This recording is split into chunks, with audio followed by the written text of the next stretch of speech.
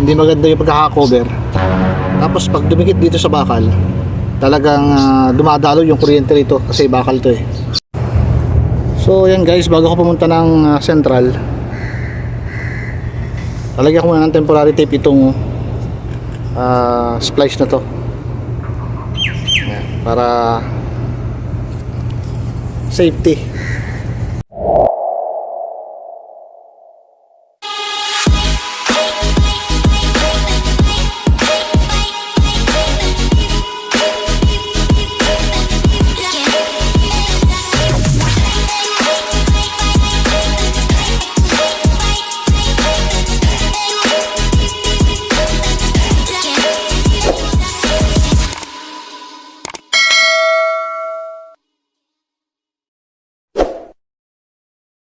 Hello guys and welcome to my vlog. For today's video mga idol ay magkakabit ako ng mga cover nitong panel board dito sa Kinex sa electrical room dito sa loob ng bahay ng amo namin. At dahil nga katatapos lang ng pagre-reprogram ng touchscreen dito sa kwarto ng anak na panganay ng amo namin, ay ako naman as usual magbabalik ng mga cover na pinagtatanggal nila for today's video mga idol. Dahil yan nga ang kanilang nakasanayan dito sa pagtatrabaho sa bahay ng amo namin.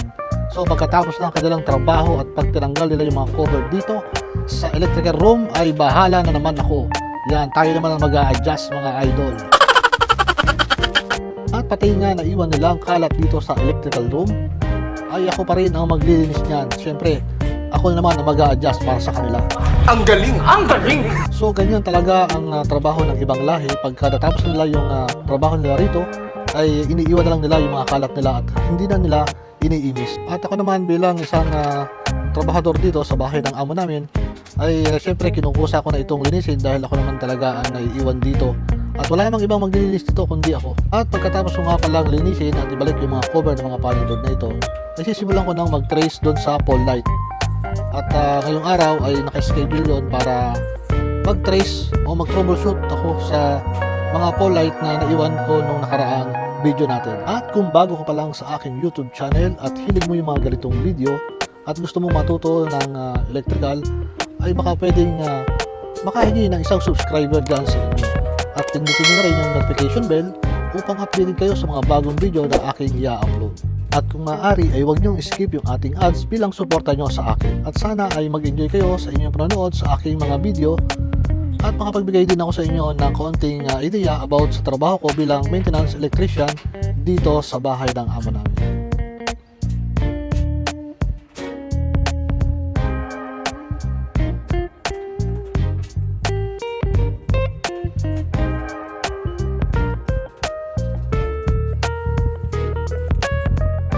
So yan guys, at narito na ako sa ating mga perimeter light at ito yung mga pole light na ating ite-trace ngayong araw.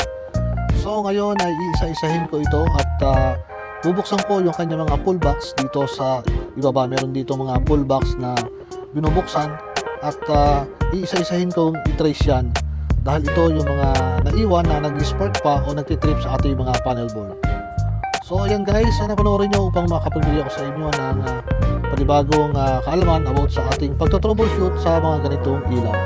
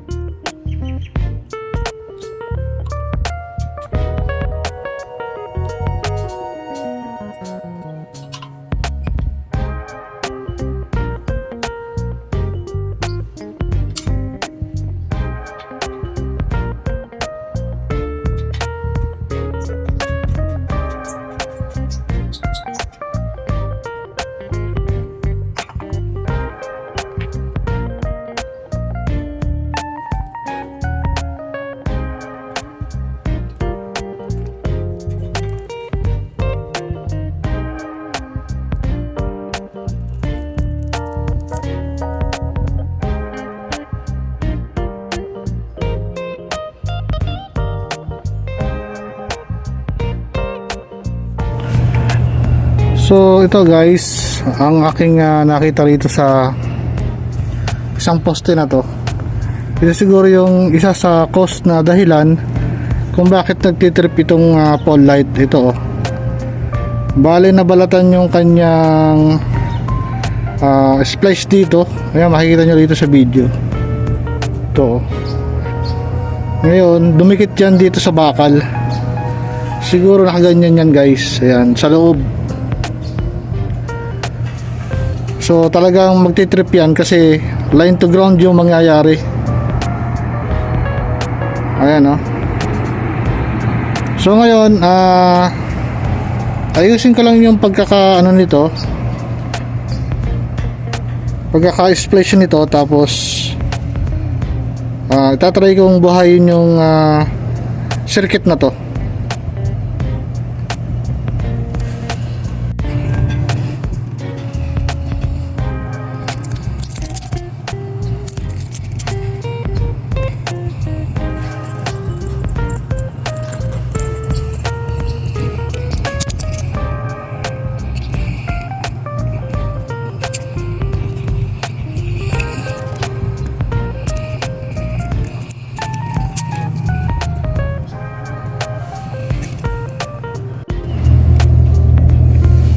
So ito guys, kung makikita nyo, ayan o, meron na siyang sunog dito sa dulo.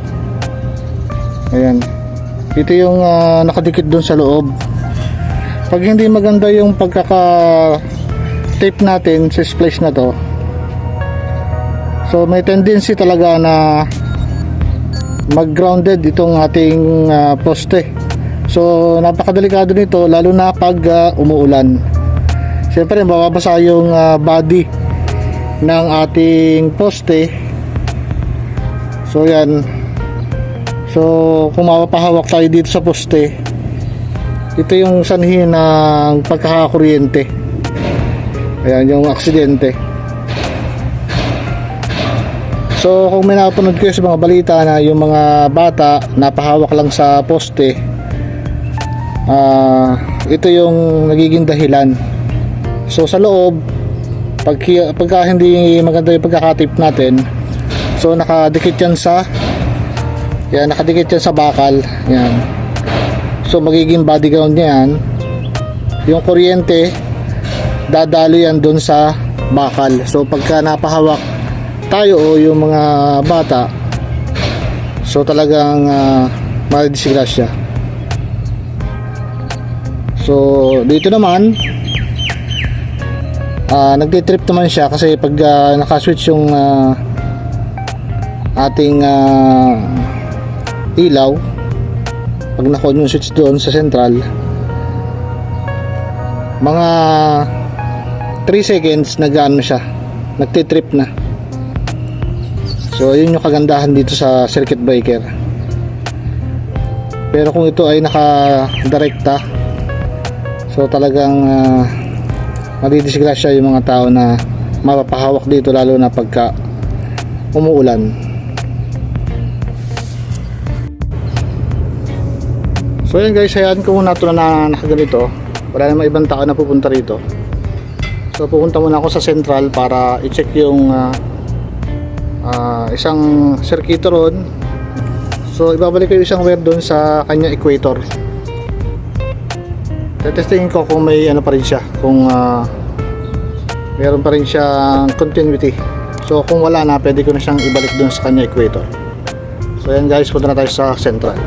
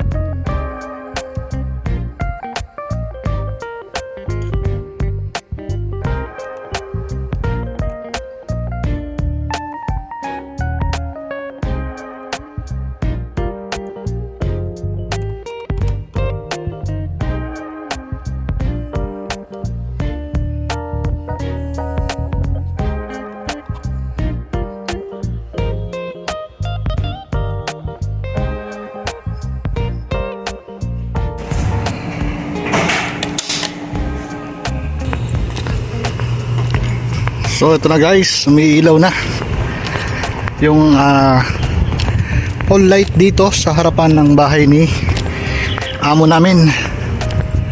Ayan, ito yung left side. Ayan o, umiilaw na siya. Ayan.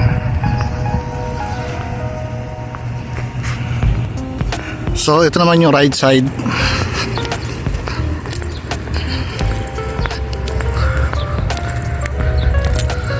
Ito. Yan. May ilaw na siya. At ang salarin ay ito. Itong posting ito. Yan, dito natin nakita yung pinaka problema kung bakit siya nag-spark. Yan.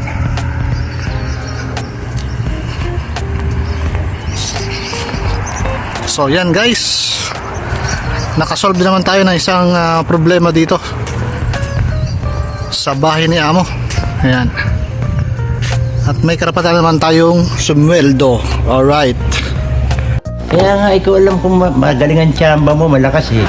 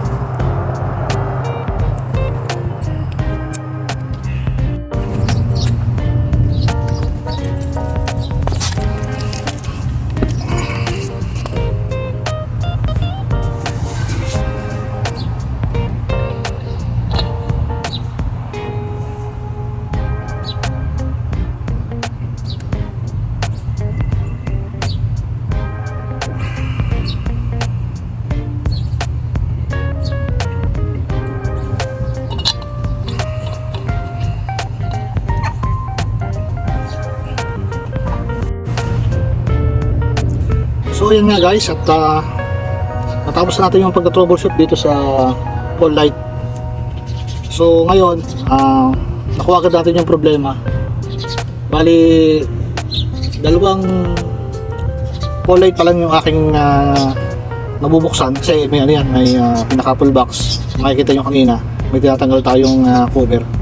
So doon nakalagay yung mga cable niya. So ang naging problema niyan, dumikit yung pinaka talop na wire dun sa bakal. So syempre pagka binuhay sa central yung switch, mag-spark siya at mag-trip dun. So sa layo nito hanggang dun sa central, mga 3 seconds bago siya mag-trip. So pag inon ko yan, makikita pa natin ang ano yan, na umiilaw ito. Tapos 3 seconds patay. So mag-spark siya. Kasi nga yung ginawa nila, kasi hindi naman ako yung naglinya nito. Baka sabihin nyo, umiiwas lang ako dun sa kumbaga sa pagkakamali dito. Hindi po ako yung naglinya nito kasi dumating ako dito, gawa na yung bahay. So ngayon, nakikita ko lang yung mga nagiging problema. So hindi ko naman sinasabi na mas magaling ako sa kanila. So yun lang yung nakikita kong problema guys. At doon sa nakita ko kanina, kung mapanood nyo, pagbukas ko yung pangalawang poste, bali pangalawang poste na yung binuksan ko yun.